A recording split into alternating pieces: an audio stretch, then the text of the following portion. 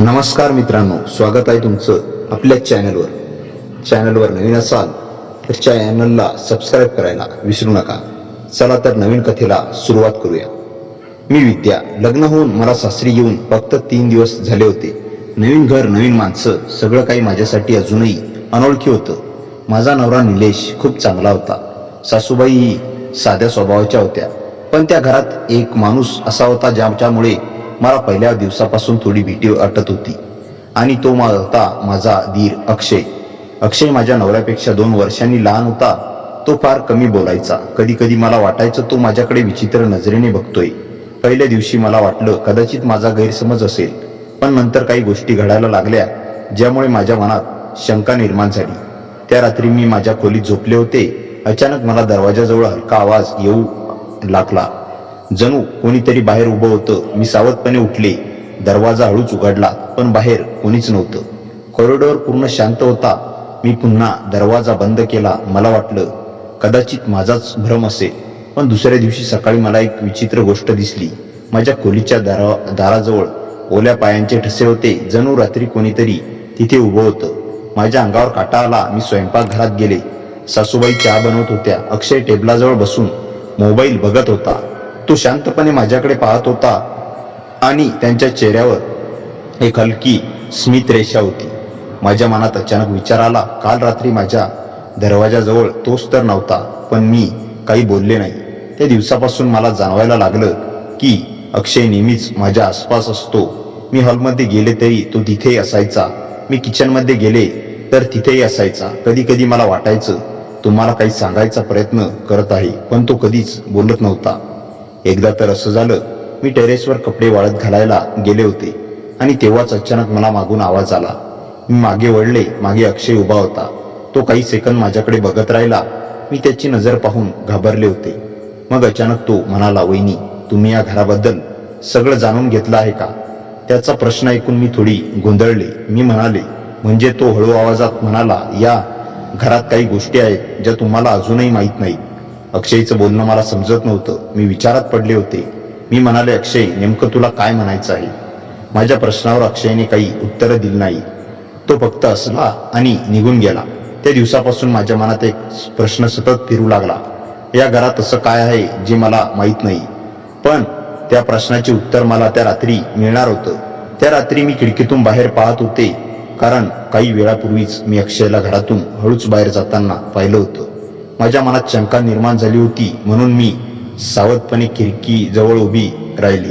घराच्या मागच्या बाजूला एक जुनं आंब्याचं झाड होतं आणि त्या झाडाजवळ अक्षय उभा होता. तो कोणाची तरी वाट पाहत होता. काही मिनिटांनी अंधारातून एक माणूस पुढे आला. मी त्याचा चेहरा नीट पाहण्याचा प्रयत्न केला, पण अंधारामुळे स्पष्ट दिसत नव्हतं. पण अचानक त्या माणसाने टॉर्च चालू केली आणि त्याचा चेहरा प्रकाशात आला. त्या व्यक्तीला बघताच माझं हृदय थांबल्यासारखं झालं, कारण तो माणूस माझ्या नवऱ्यासारखाच दिसत होता. माझ्या डोक्यात विचारांचा स्फोट झाला. हे कसं शक्य आहे? निलेश तर माझ्या बाजूला झोपला होता. मी पटकन मागे वळून पाहिलं. निलेश खरंच बेडवर झोपला होता. माझे हात थरथर कापायला लागले. मी पुन्हा खिडकीतून बाहेर पाहिलं. अक्षय आणि तो माणूस हळू आवाजात बोलत होते, पण मला त्यांचं बोलणं ऐकू येत नव्हतं. काही क्षणांनी तो अनोळखी माणूस निघून गेला आणि अक्षय पुन्हा घरात आला. मी पटकन बेडवर जाऊन झोपल्यासारखे झाले. काही मिनिटांनी आमच्या खोलीचा दरवाजा हळूच उघडला. माझा श्वास अडकला. कुणीतरी दरवाजाजवळ उभं होतं. मी डोळे मिटून शांत पडून राहिले, कारण काही सेकंदांनी दरवाजा पुन्हा बंद झाला. मग मी हळू डोळे उघडले. माझं हृदय अजूनही जोरात धडधडत होतं. माझ्या मनात एकच प्रश्न होता की तो माणूस कोण होता? दुसऱ्या दिवशी सकाळी मी अक्षयकडे बारकाईने पाहत होते. तो अगदी नेहमीसारखाच वागत होता, जणू काल रात्री काहीच घडलं नव्हतं. नाश्ता करताना तो अचानक माझ्याकडे पाहून म्हणाला, वहिनी, तुम्ही ठीक आहात ना? त्याचा आवाज अगदी शांत होता, पण मला वाटत होतं त्याला सगळं माहीत आहे. मी थोडा हसत म्हणाले, हो ठीक आहे, पण आतून मी पूर्णपणे गोंधळले होते. त्या दिवशी दुपारी एक अजून विचित्र गोष्ट घडली. मी कपडे ठेवायला स्टोअर रूममध्ये गेले, तेव्हा मला एका जुन्या कपाटात एक फोटो अल्बम दिसला. मी उत्सुकतेने तो उघडला. पहिल्या काही फोटोमध्ये सगळे कुटुंबीय होते, पण अचानक एक फोटो पाहून माझे हात थरथरू लागले. त्या फोटोमध्ये 2 एकसारखे दिसणारे मुलं उभे होते. त्यापैकी एक निलेश होता आणि दुसरा माझ्या नवऱ्यासारखा दिसणारा तो दुसरा मुलगा. मी थक्क झाले. म्हणजे निलेशचा जुळा भाऊ पण लग्नाच्या आधी मला कुणीच सांगितलं नव्हतं. तेव्हा मी पुरती गोंधळले होते. तेवढ्यात मला मागून आवाज आला, तो फोटो कुठे सापडला तुम्हाला?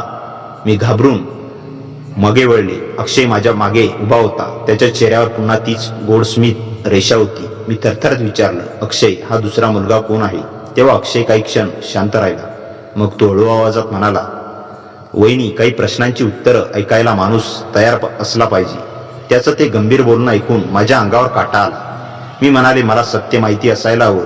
अक्षय माझ्याकडे काही क्षण बघत राहिला. मग तो म्हणाला, ठीक आहे, मी सांगतो, पण एक लक्षात घ्या, जे तुम्हाला कळणार आहे त्यानंतर तुमचं आयुष्य आता सारखं राहणार नाही. त्याचे शब्द ऐकून त्या क्षणी माझ्या मनात भीती निर्माण झाली. पण तरीही मी म्हणाले, मला सगळं सांग. अक्षय काही बोलणार इतक्यात अचानक बाहेरून मोठा आवाज आला. जणू घराच्या गेटजवळ कुणीतरी भांडत होतं. आम्ही दोघेही धावत बाहेर आलो. गेटजवळ एक माणूस उभा होता आणि तो जोरात ओरडत होता, मला माझ्या भावाला भेटायचं आहे. मी त्या माणसाचा चेहरा पाहिला आणि माझ्या अंगावर काटा आला. कारण तो माणूस निलेश सारखाच दिसत होता. त्यावेळी माझ्या डोक्यात विचारांचा गोंधळ सुरू झाला. तेवढ्यात सासूबाई घाईघाईने बाहेर आल्या. त्यांनी त्या माणसाला पाहिलं आणि त्यांच्या चेहऱ्याचा रंगच उडाला. त्या घाबरलेल्या आवाजात म्हणाल्या, तू इथे कसा आलास? तो माणूस रागाने म्हणाला, का या घरात येण्याचा मला अधिकार नाही का? मी पूर्णपणे गोंधळले होते. मी निलेशकडे पाहिलं. तो शांत उभा होता, पण त्याच्या चेहऱ्यावर तणाव स्पष्ट दिसत होता. मी हळू आवाजात विचारलं, निलेश, हा माणूस कोण आहे? निलेश काही क्षण शांत राहिला. मग त्याने दीर्घ श्वास घेतला. तो म्हणाला, हा माझा जुळा भाऊ आहे. तेव्हा तर माझ्या पायाखालची जमीन सरकली. जुळा भाऊ? माझ्या लग्नाआधी मला कोणीच हे का सांगितलं नव्हतं? तो माणूस माझ्याकडे पाहत असला. तो म्हणाला, हो वहिनी, मी निलेशचा जुळा भाऊ आहे. माझ्या अंगावर काटा आला. मी विचारलं, तुझं नाव काय आहे? तो असत म्हणाला, माझं नाव लोकेश. तो पुढे बोलतच होता. तेवढ्यात अक्षय पुढे आला. तो रागाने म्हणाला, तुला इथे येण्याची परवानगी नाही लोकेश असला. आणि म्हणाला, का अजूनही तुम्हाला भीती वाटते? त्याच्या त्या शब्दांमुळे वातावरण अजूनच तणावपूर्ण झालं. सासूबाई अचानक रडायला लागल्या. त्या म्हणाल्या, लोकेश, कृपा करून निघून जा. पण लोकेश शांतपणे म्हणाला, मी इथून जाणार नाही. माझ्या मनात शंका निर्माण झाली. या घरात काहीतरी मोठं रहस्य होतं, जे सगळं लपवत होते. मी अक्षयकडे पाहिलं. तो खूप तणावात दिसत होता. लोकेश अचानक माझ्याकडे वळला. तो म्हणाला, वहिनी, तुम्हाला खरं सत्य माहीत आहे का? माझं हृदय जोरात धडधडायला लागलं. मी हळू आवाजात म्हणाले, काय सत्य लोकेश? काही बोलणार इतक्यात निलेश जोरात म्हणाला, गप्प बस लोकेश. तेव्हा पहिल्यांदाच मी निलेशला इतकं रागात पाहत होते. तेव्हा काही क्षण लोकेश शांत राहिला. मग तो असत म्हणाला, ठीक आहे, आज नाही सांगत. असं बोलून तो गेटकडे वळला. पण निघण्याआधी तो माझ्याकडे पाहत म्हणाला, वहिनी, एक गोष्ट लक्षात ठेवा. या घरात तुम्ही ज्यावर सर्वात जास्त विश्वास ठेवताय तोच माणूस सर्वात मोठं खोटं सांगतोय. हे बोलून तो निघून गेला. माझं मन पूर्णपणे अस्वस्थ झालं होतं. त्या घरात रात्री कोणीही नीट बोलत नव्हतं. सगळेजण शांत होते. पण माझ्या मनात लोकेशचे शब्द सतत फिरत होते, ज्याच्यावर तुम्ही सर्वात जास्त विश्वास ठेवता तोच व्यक्ती, त्याचा अर्थ काय होतो? मी बेडवर बसून विचार करत होते. तेवढ्यात अचानक दारावर हलका ठोका पडला. मी दरवाजा उघडला. अक्षय समोर उभा होता. तो हळू आवाजात म्हणाला, वहिनी, मला तुमच्याशी बोलायचं आहे. मी त्याला आत येऊ दिलं. तो काही क्षण शांत राहिला. मग तो म्हणाला, आज लोकेशने जे काही सांगितलं त्यात थोडंसं सत्य आहे. मी घाबरत विचारलं, म्हणजे? अक्षय माझ्याकडे गंभीरपणे पाहत म्हणाला, या घरात खरोखरच एक मोठं रहस्य आहे. मी थरथरत विचारलं, कसलं रहस्य? अक्षय हळू आवाजात म्हणाला, लोकेश का घरातून हाकलला गेला हे तुम्हाला माहीत असायला हवं. मी घाबरलेल्या आवाजात विचारलं, पण का? अक्षय म्हणाला, कारण एकदा त्याने या घरात कोणाला तरी मारण्याचा प्रयत्न केला होता. अक्षयचं बोलणं ऐकून माझ्या अंगावर काटा आला. मी घाबरून विचारलं, कोणाला? तेव्हा अक्षयच्या डोळ्यात अचानक भीती दिसली. तो हळू आवाजात म्हणाला, त्या दिवशी त्याने मला मारण्याचा प्रयत्न केला होता. ते ऐकून माझ्या हातपायात शक्तीच राहिली नाही. पण त्या क्षणी मला अजून एक गोष्ट जाणवली की अक्षय काहीतरी पूर्ण सत्य सांगत नव्हता आणि त्या रहस्याचं खरं उत्तर मला लवकरच मिळणार होतं. तेव्हा अक्षयच्या तोंडून ते शब्द ऐकल्यानंतर माझ्या अंगावर काटा आला होता की लोकेशने त्याला मारण्याचा प्रयत्न केला होता. त्यावेळी मी थरथर त्याच्याकडे पाहत होते. अक्षय खिडकीबाहेर पाहत म्हणाला, लोकेश खूप रागीट स्वभावाचा आहे म्हणून तो असं वागला. मला त्याचं उत्तर काहीतरी अपूर्ण वाटलं मी पुन्हा विचारलं, फक्त रागामुळे कुणी कोणाला मारण्याचा प्रयत्न करेल? अक्षय म्हणाला, वहिनी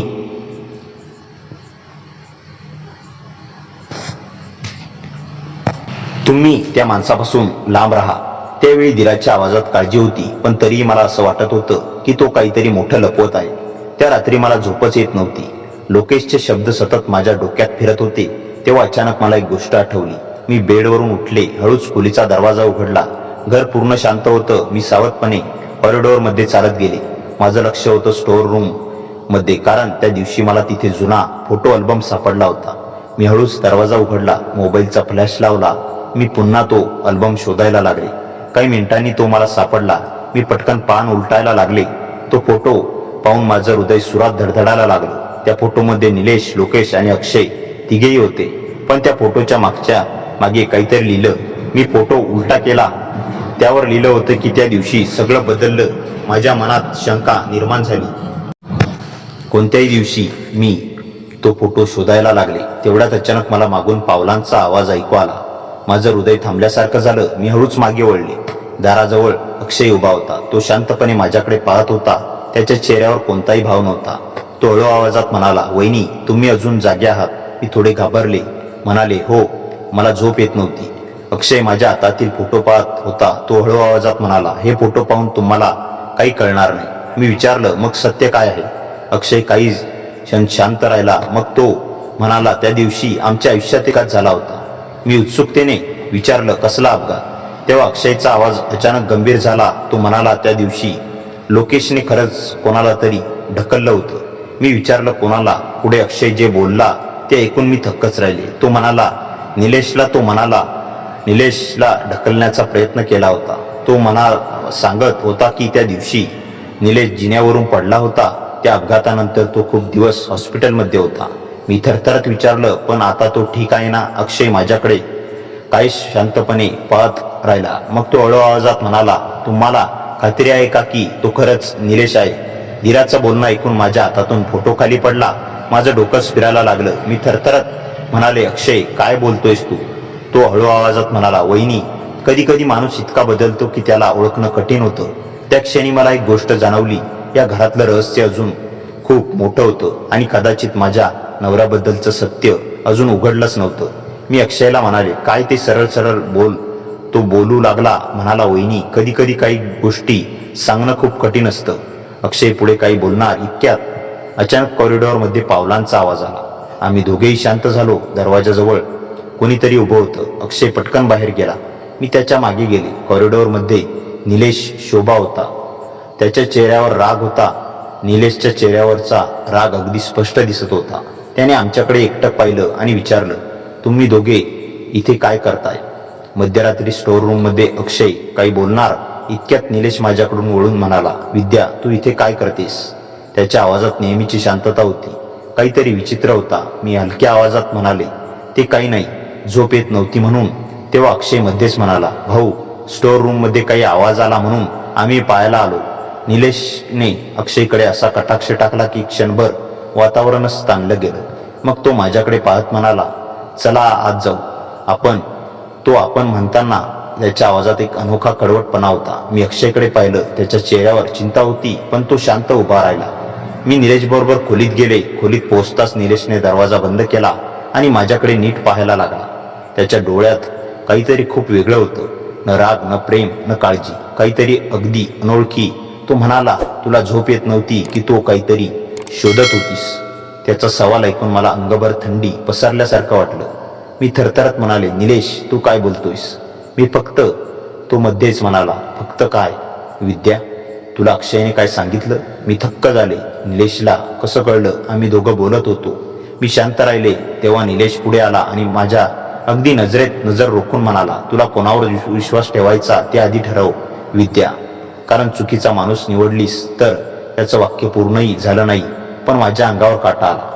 त्या क्षणी मला जाणवलं की खोलीत निलेशचा श्वासही जड वाटत होता, जणू तो स्वतःला आवरत होता. मी हळू आवाजात विचारलं, निलेश लोकेशचा इथे येण्यामागचं कारण काय होतं? त्याचा चेहरा क्षणात बदलला. तो मागे फिरला. त्याच्या मुठी घट्ट झाल्या. काही सेकंद पूर्ण शांतता होती. मग त्याने हळू आवाजात म्हणाला, कारण तो माझं आयुष्य नष्ट करायला परत आला. मी म्हणाले, पण का? तो फक्त म्हणाला, विद्या हा विषय इथेच थांबवला तर बरं होईल. नाहीतर. त्याने माझ्याकडे पाहिलं. त्या नजरेत काहीतरी भयंकर होतं. मी काहीच न बोलता बेडवर बसले. निलेश वाईट लाईट बंद करून झोपला. पण मला मात्र संपूर्ण रात्र एकच गोष्ट जाणवत होती की निलेशच्या श्वासात, चालण्यात, बोलण्यात काहीतरी बदललं आहे.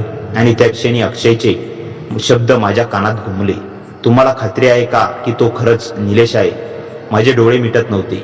मन धडधडत होतं. एक बाजू सांगत होती की निलेश तसाच होता आहे, पण दुसरी बाजू सांगत होती की त्याच्यामध्ये काहीतरी अनोळखी आहे. आणि अचानक रात्री 3च्या सुमारास मी पाहिलं, निलेश बेडवर नव्हताच. तो खोलीतून बाहेर गेला होता. पण सर्वात भयानक म्हणजे दरवाजाचं लॉक मी स्वतः लावलं होतं. मग तो बाहेर कसा गेला? त्या क्षणी माझ्या अंगावर काटा आला. दरवाजा मी स्वतः लावून घेतला होता. मग निलेश बाहेर कसा गेला? मी हळूच बेडवरून उठले. दरवाजा तपासला. लॉक तर आतूनच लावलेला होता. म्हणजे तो दरवाजा उघडल्याचा आवाज मी ऐकलाच नव्हता. की तो एकदम शांतपणे निघाला? की हा निलेश नव्हताच? मनात लाखो विचार सुरू झाले. पण मी धीर करून दरवाजा उघडला. कॉरिडॉर पूर्ण अंधारात होता. दिवे बंद होते. सगळं घर झोपलेलं होतं. मी पाऊल टिपकन चालत जिन्याजवळ आले. खाली हॉलमध्ये हलकासा प्रकाश दिसत होता. जणू कोणीतरी मोबाईलचा फ्लॅश वापरत होता. मी हळूच खाली उतरले. हॉलमध्ये पोहोचताच माझा श्वास अडखळला. सोफ्याजवळ निलेश उभा होता. पण तो जणू काहीतरी शोधत होता. त्याचा चेहरा मोबाईलच्या प्रकाशात दिसत होता. पण त्याच्या चेहऱ्यावर एकदम वेगळीच भावना होती. राग, चिंता, भीती. मला म्हणता येत नव्हतं. मी भित्तीच्या मागे लपून पाहत होते. निलेशने अचानक कोणाशी तरी फोनवर हळू आवाजात म्हणलं, हो. तिला अजून काही कळलं नाही. शांत राहा. वेळ आली की सगळं सांभाळीन. माझ्या पायाखालची जमीनच हलली. कोणाबद्दल बोलत होता तो? आणि त्या वाक्यातील ती म्हणजे मीच का? मला एका क्षणी असं वाटलं की मी तिथून पळून जावं. पण मी शांत उभी राहिले. निलेश फोन ठेवून हळूच घराच्या बाहेर निघाला. मी त्याच्या मागे जाऊन नाही असं म्हणत सांगत होतं. पण सत्य जाणून घेण्यासाठी माझे पाय स्वतःच हलत होते. मी हळूच गेटजवळ आले. बाहेर रस्ता अंधारात हरवलेला होता. निलेश काही अंतरावर उभा होता. त्याच्या समोर एक माणूस उभा होता. मी त्याचं बोलणं नीट ऐकून येत नव्हतं. पण अचानक त्या माणसाचा चेहरा प्रकाशात आला आणि माझे हात थरथर कापू लागले. तो माणूस लोकेश होता. म्हणजे हे दोघे भेटत होते. मग दिवसासमोर भांडण केल्यासारखं का वागत होते? मी कान टवकारून ऐकायला लागले. लोकेश रागाने म्हणाला, तू मला सतत दूर ठेवू शकत नाहीस नील. नील. मी थक्क झाले. नील? तो लोकेश त्याला निलेश म्हणत नव्हता, नील म्हणत होता. आणि निलेश शांत आवाजात म्हणाला, लोकेश तू शांत राहा. तू इथे दिसू नको. विद्या इथे आहे. तिला काही कळलं तर? लोकेश मध्येच म्हणाला, तिला कळायलाच हवं, नाहीतर उशीर होईल. त्या शब्दानंतर दोघांच्या शांतता पसरली. मी समोरचं दृश्य पाहून स्तब्ध झाले होते. मग लोकेश हळू आवाजात म्हणाला, तू तिच्याशी किती दिवस लपवणार? मी तिच्या डोळ्यात तो बदल ओळखायला जास्त वेळ नाही लावणार नाही. मी पाठीमागे सरकले. अचानक एक दगड माझ्या पायाखाली आला आणि किरकिरा आवाज झाला. दोघंही माझ्याकडे वळले. माझं हृदय गळ्यापर्यंत आलं. त्यांचे डोळे अंधारातून मला शोधत होते. मी पळाले. पूर्ण वेगाने पळाले. घरात घुसले. खोलीत गेले आणि दरवाजा लावून घेतला. माझा श्वास धापा टाकत होता.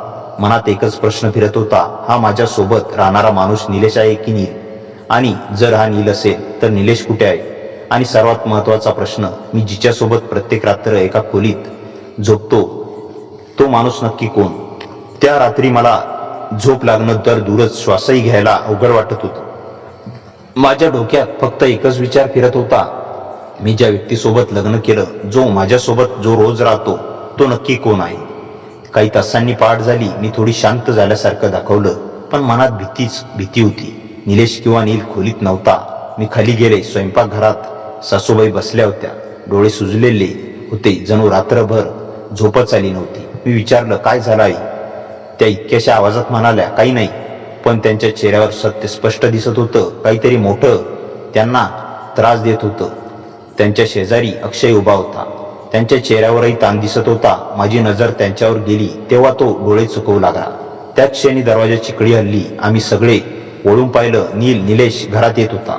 त्याचे केस विस्कटलेले, कपडे धुळेने माखलेले, जणू काही तो कुठून तरी धावत आला होता. माझं हृदय क्षणभर थांबलं. तो नेहमीसारखा वागत होता, पण त्याच्या हालचालीत एक अनोळखी थंडपणा होता. तो म्हणाला, सकाळचा नाश्ता झाला का? त्या साध्या प्रश्नातही काहीतरी कृत्रिम होतं. अक्षय त्याच्याकडे पाहत म्हणाला, भाऊ तू कुठे गेला होतास? निलेश थोडंसं हसला आणि म्हणाला, वॉकला. पण त्याच्या चपळ नजरा, घामाने भिजलेला मान आणि थरथरणाऱ्या बोटांवरून स्पष्ट होतं की तो खोटं बोलतोय. मला असह्य वाटायला लागलं. मी हॉलमधून बाहेर पडले, टेरेसवर जाऊन उभी राहिले. मन धडधडत होतं. तेवढ्यात मागून अक्षयचा आवाज आला, वहिनी तुम्ही मला खरं सांगणार का? काल रात्री तुम्ही काय पाहिलं? मी एक शब्दही बोलले नाही. अक्षय काही क्षण शांत राहिला आणि मग जणू सगळं ओळखल्यासारखं म्हणाला, म्हणजे तुम्ही त्याला पाहिलं लोकेश सोबत? माझे डोळे मोठे झाले. मी सावधपणे म्हणाले, अक्षय, निलेशला नील का म्हणत होता लोकेश? अक्षयचा चेहरा पांढरा पडला. त्यानं हळू आवाजात म्हणाला, वहिनी तुम्हाला आज सगळं सांगितलं नाही तर उशीर होईल. मी तणावात विचारलं, अक्षय, नील कोण आणि निलेश कुठे आहे? अक्षय खोल श्वास घेतला. त्याच्या डोळ्यात भीती होती, पण त्यात सत्य दडलेलं होतं. तो म्हणाला, वहिनी तुमचं लग्न निलेश सोबत नाही झालं. माझ्या हातून मोबाईल खालीच पडला. मी थरथरत विचारलं, काय म्हणतोयस तू? अक्षयने माझ्या हातात धरून बसवले आणि हळू आवाजात म्हणाला, ज्या दिवशी तुम्ही निलेशला पहिल्यांदा बघितलं त्या दिवशी तुम्ही खरं तर नीलला पाहिलं होतं. मी पूर्ण स्तब्ध झाले. अक्षय पुढे बोलायला लागला, निलेश आणि नील दोघेही जुळे होते, पण दोघे पूर्णपणे वेगळे होते. निलेश शांत स्थिर कुटुंबाला सांभाळणारा आणि नील अत्यंत हुशार पण मनाने धोकादायक. त्याला रागावर नियंत्रण नव्हतं. त्याचे निर्णय, त्याची वर्तवणूक सगळं अनिश्चित. तो लोकांना सहज घाबरवू शकतो, दिशाभूल करू शकतो. त्याच्या मनातलं कुणालाच समजत नसे. मी गोंधळलेले आवाजात विचारलं, पण लोकेश असं का म्हणाला की तो परत आलाय? अक्षयचे डोळे पाणावले. तो म्हणाला, कारण काही वर्षापूर्वी नीलने मोठी चूक केली होती. त्याने अक्षयचं वाक्य अर्धवट राहिलं. अचानक टेरेसचा दरवाजा जोरात बंद झाल्यासारखा आवाज आला. आम्ही दोघे वळून पाहतो तर निलेश दरवाजात उभा होता. त्याच्या चेहऱ्यावर भेदक स्मित होतं. तो हळूहळू आमच्याकडे चालत आला, शांत स्थिर, पण त्या शांततेखाली एक प्रचंड भय दडलेलं. तो म्हणाला, अक्षय, तू माझ्याबद्दल इतकं कोणाला सांगण्याची हिंमत कशी केलीस? अक्षय पुढे सरसावला, पण त्याच्या चेहऱ्यावर ताण दिसत होता. तो म्हणाला, भाऊ, आता सत्य लपवून काही फायदा नाही. विद्या वहिनीला सगळं कळायला हवं. नीलने माझ्याकडे पाहिलं. त्या नजरेत एक विचित्र समाधान होतं. तो म्हणाला, तर मग सुरू करूया सत्य. त्याचा आवाज थंडगार होता, अंगावर काटा आणणारा. तो पुढे बोलायला लागला आणि जीवन बदलून टाकणारं सत्य सांगितलं. त्या दिवशी जिन्यावरून पडलेला मी नव्हतो, निलेश होता. त्या एका वाक्याने माझ्या जगाचे पूर्ण तुकडे झाले. त्या दिवशी जिन्यावरून पडलेला मी नव्हतो, निलेश होता. माझ्या कानावर विश्वासच बसत नव्हता. मी थरथरत मागे सरकले. अक्षय स्तब्ध उभा होता. नील, जो स्वतःला निलेश म्हणून दाखवत होता, शांतपणे आमच्याकडे पाहत होता. त्याच्या चेहऱ्यावर एक विचित्र समाधान होतं. जणू इतक्या दिवसांनी त्याने आपल्या मनातलं ओझं हलकं केलं होतं. मी कसंबसं विचारलं, मग खरा निलेश कुठे आहे? काही क्षण पूर्ण शांतता पसरली. नीलने डोळे मिटले, खोल श्वास घेतला आणि म्हणाला, जिथून कोणी परत येत नाही तिथे माझ्या अंगातून जणू प्राणच निघून गेले. डोळ्यासमोर अंधार पसरला. मी थरथरत बसले. अक्षय अचानक रागाने पुढे आला आणि ओरडला, तू खोटं बोलतोयस. तू त्याला ढकललं होतंस. तू त्याला मारलंयस. नील हळूच हसला. तो म्हणाला, ढकललं हा शब्द खूप छोटा आहे अक्षय. त्या दिवशी जे झालं ते अपघात नव्हतं. मी जाणीवपूर्वक त्याला ढकललं, कारण मला त्याची जागा हवी होती. त्याचं आयुष्य, त्याचं नवं, त्याची ओळख, सगळं. माझं हृदय जोरात धडधडत होतं. मी घाबरून मागे सरकत होते. नील पुढे बोलत होता, त्या दिवशी सगळं खूप सोपं झालं. तू जिन्यावरून खाली पडला, रक्तात माखला आणि मी त्याच्या जागी उभा राहिलो. काही दिवस हॉस्पिटल, मग हळूहळू सगळ्यांना सवय झाली की मीच निलेश आहे. लोकांना जे दिसतं तेच ते मानतात. अक्षयने रागाने मूठ आवळली आणि म्हणाला, पण मला कळलं होतं तुझ्या वागण्यातला बदल, तुझी नजर, सगळं वेगळं होतं. नीलने त्याच्याकडे बघत म्हणाला, हो, म्हणूनच तर तू जिवंत आहेस अजून. मी क्षणभर थबकले. नील पुढे म्हणाला, त्या दिवशी मी तुलाही संपवणार होतो, पण तू वाचलास. आणि त्यानंतर तू गप्प बसलास, कारण तुला आईची काळजी होती, घर तुटेल याची भीती होती. अक्षयचे डोळे पाण्याने भरले होते. तो काही बोलू शकत नव्हता. माझ्या मनात एकच प्रश्न घुमत होता, मग माझं लग्न? नील माझ्याकडे वळला. त्याच्या चेहऱ्यावर एक वेगळं स्मित होतं. तो म्हणाला, तुझं लग्न माझ्यासोबतच झालं विद्या, फक्त नाव निलेश होतं. मला सगळं थांबल्यासारखं वाटत होतं. माझं आयुष्य, माझं नातं, माझा विश्वास, सगळं खोटं होतं. मी थरथरत विचारलं, तू हे सगळं का केलंस? नील काही क्षण शांत राहिला. मग तो म्हणाला, कारण मला नेहमी दुसऱ्या क्रमांकावर ठेवण्यात आलं. निलेश सगळ्यांचा आवडता आणि मी फक्त त्यांची सावली. मला एकदा तरी पहिलं व्हायचं होतं आणि मी झालो. त्याच्या आवाजात पश्चाताप नव्हता, फक्त गर्व होता. त्या क्षणी मला जाणवलं की हा माणूस खूप धोकादायक आहे. अचानक खाली हॉलमधून सासूबाईचा आवाज आला. त्या जोरात रडत होत्या. आम्ही तिघे खाली धावलो. सासूबाई जमिनीवर बसल्या होत्या. त्याच्या हातात एक जुना कागद होता. त्या रडत म्हणत होत्या, हे सगळं आता लपवता येणार नाही, पोलीस येणार आहे. माझ्या अंगावर काटा आला. मी विचारलं, काय झालं? अक्षयने तो कागद हातात घेतला. तो वाचताच त्याचा चेहरा पांढरा पडला. मी घाबरून विचारलं, काय आहे त्यात? अक्षय हळू आवाजात म्हणाला, लोकेशने सगळं पोलिसांना सांगितलं आहे. माझं हृदय जोरात धडधडायला लागलं. मी नीलकडे पाहिलं, पण त्याच्या चेहऱ्यावर भीती नव्हती. उलट तो शांत असत होता. तो म्हणाला, शेवटी खेळ संपणारच होता, पण अजून एक चाल बाकी आहे. त्याच्या त्या शब्दांनी माझ्या मनात भीतीचं वादळ उठलं. अचानक बाहेर सायरनचा आवाज घुमला. पोलीस घरासमोर थांबले होते. दरवाजावर जोरात ठोका पडला. त्या क्षणी मला जाणवलं, सत्य आता लपणार नाही. पण त्याच वेळी मला हेही जाणवलं की नील इतकं सहज हार मानणाऱ्यांपैकी नाही आणि कदाचित पुढे जे होणार होतं ते अजूनही भयानक असणार होतं. दरवाजावरचा ठोका अजून जोरात झाला. सायरनचा आवाज कानात घुमत होता. माझं हृदय इतकं जोरात धडधडत होतं की जणू सगळ्यांना ऐकू येईल. अक्षयने दरवाजाकडे पाऊल टाकलं, पण त्याआधी नील पुढे आला. त्याच्या चेहऱ्यावर अजूनही तीच शांतता, स्मित रेषा होती. तो म्हणाला, थांब, खेळ अजून संपलेला नाही. त्या एका वाक्याने माझ्या अंगावर काटा आला. सासूबाई रडत म्हणाल्या, नील, आता सगळं संपलं आहे, दरवाजा उघड. पण नीलने त्याच्या बोलण्याकडे दुर्लक्ष केलं. तो हळूच माझ्याकडे वळला आणि म्हणाला, विद्या, तुला खरंच वाटतं की सत्य इतकं सोपं असतं? मी काही बोलण्याआधीच त्याने अचानक मुख्य दरवाजाची लाईट बंद केली. घर पूर्ण अंधारात बुडालं. बाहेरून पुन्हा जोरात आवाज आला, दरवाजा उघड, पोलीस आहेत. अक्षय घाबरून म्हणाला, भाऊ, वेड्यासारखं काय करू नकोस. पण नील हसत म्हणाला, मी कधीच वेडा नव्हतो, फक्त हुशार होतो. आणि अचानक तो पळाला. सगळं इतकं झपाट्याने घडलं की आम्हाला कळलंच नाही. तो मागच्या दरवाजाकडे धावत गेला. अक्षय त्याच्या मागे धावला. मीही थरथर त्याच्या मागे गेले. मागचा दरवाजा उघडा होता. बाहेर अंधारातच नील पळत होता. पोलिसांचा आवाज आता मागच्या बाजूने येत होता. एका क्षणात सगळं गोंधळून गेलं. नील आंब्याच्या झाडाजवळ थांबला, जिथे मी पहिल्यांदा त्याला लोकेश सोबत पाहिलं होतं. तो मागे वळून आमच्याकडे पाहू लागला. त्याच्या चेहऱ्यावर आता थोडासा ताण दिसत होता. अक्षय ओरडला, नील, थांब, आता पळून काही फायदा नाही.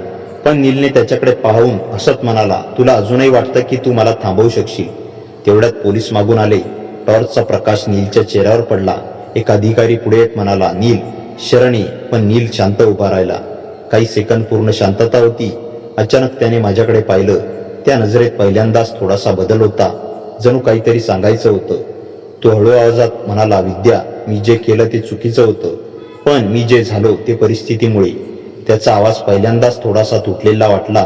माझ्या डोळ्यात पाणी आलं. पण त्या क्षणी मला निलेश आठवला, खरा निलेश, जो आता या जगात नव्हता. माझं मन कठोर झालं. मी काहीच बोलले नाही. पोलीस पुन्हा ओरडले, हात वर कर. नीलने हळूहळू हात वर केले. त्या क्षणी सगळं थांबल्यासारखं वाटलं. पण अचानक नीलने बाजूला पाऊल टाकलं आणि पळायचा प्रयत्न केला. पोलिसांनी लगेच त्याला पकडलं. थोडी झटापट झाली. अक्षयही पुढे गेला. काही सेकंदातच नील जमिनीवर दाबला गेला. त्याच्या हातात हँडकफ लावण्यात आले. सगळं संपलं होतं. माझ्या डोळ्यासमोर तो माणूस उभा होता, ज्याने माझं आयुष्य कोठ्यावर उभारलं होतं. सासूबाई दूर रडत उभ्या होत्या. अक्षय शांतपणे नीलकडे पाहत होता. राग, दुःख आणि दिलासा सगळे एकत्र. नीलला उभं केलं गेलं. तो जाताना पुन्हा एकदा माझ्याकडे पाहिला. यावेळी त्याच्या डोळ्यात स्मित होत नव्हतं, फक्त रिकामेपणा होता. पोलीस त्याला घेऊन गेले. सायरनचा आवाज हळूहळू दूर गेला. घरात पुन्हा शांतता पसरली. पण ती शांतता भयानक होती. मी जमिनीवर बसले. डोळ्यातून अश्रू वाहत होते. माझं लग्न, माझं आयुष्य, सगळं एका खोट्यावर उभं होतं. अक्षय हळूच माझ्या जवळ आला. तो म्हणाला, वहिनी, आता सगळं संपलं. पण मला माहित होतं ही शेवट नव्हती, कारण या घरात अजूनही एक गोष्ट बाकी होती. खऱ्या निलेशसाठी न्याय आणि कदाचित माझ्या आयुष्याची नवी सुरुवात. मित्रांनो, कथा कशी वाटली कमेंटमध्ये नक्की सांगा. कथेला जास्तीत जास्त लाईक करा आणि हाईप करा आणि आपल्या मित्रमैत्रिणींमध्ये शेअर करा. आणि हो, चॅनलवर नवीन असाल तर चॅनलला सबस्क्राईब करायला विसरू नका. भेटूया पुन्हा अशाच इंटरेस्टिंग आणि धमाकेदार कथेसह. तोपर्यंत हसत राहा, खुश राहा. धन्यवाद.